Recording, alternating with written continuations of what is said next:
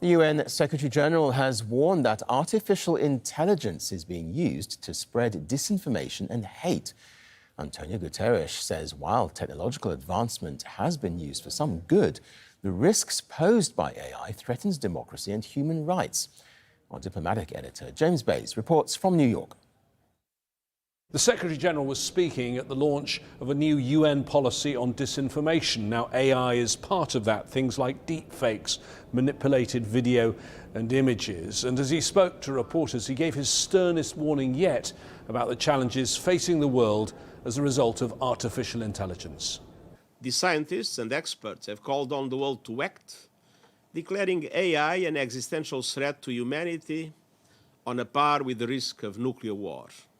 The Secretary-General also announced that he's urgently constituted a scientific advisory board to look at the problems of AI, and he'll announce the names of that board with experts from across the UN in the coming days. He's supportive of recent announcements made by the British government that there should be a global summit held by the UK later this year to discuss the issue of AI, and he also supports a plan, again from the British Prime Minister Rishi Sunak, that there should be a UN agency, perhaps like the IAEA that deals with atomic energy, specifically to deal with artificial intelligence. James Bays, Al Jazeera, at the United Nations.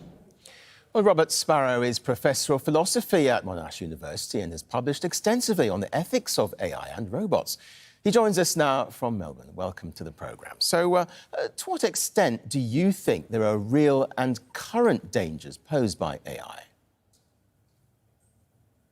I think there are large dangers posed by AI as it is now. In particular, its challenge to democratic processes and elections.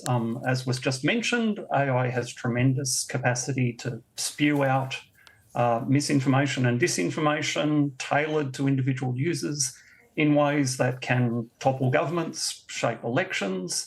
It has military applications that worry me as well. Is it just fantasy, though, to imagine that AI, either now or in the future, can ever be regulated or governed by any kind of international agreements?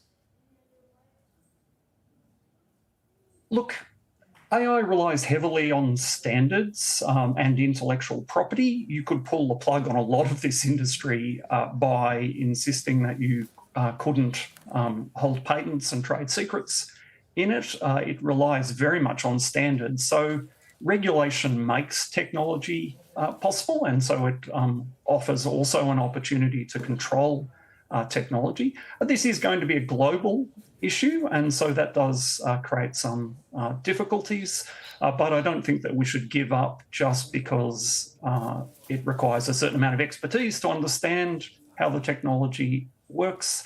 At some level, we all have choices in this matter. Is regulation, though, actually enforceable across borders? I don't think any one agency is going to be able to completely control AI. I think we are looking for a culture change, particularly in engineering and computer science, but also across government and civil society. I think it's going to be an ongoing, struggle, as it were. But I don't think it's something we should abandon all hope of just because we expect it to be difficult. And what of this idea that AI is going to destroy humanity and the like? Is that largely hysteria? It's pretty hard for outsiders to have an informed opinion on that topic, because you can find people with PhDs from MIT and Stanford saying there is an existential risk from AI, and you can find people who seem equally well qualified saying there isn't. The case for regulation here doesn't rest on the idea that it's an existential threat. If this really is a world-shaping technology, as people often advertise it to be, then everyone in the world has a right to have a say about it. I can't see any of the existing machines waking up and taking over, but I can certainly name people who think there is that risk. Robert Sparrow, we very much appreciate your time. Thank you. Thank you.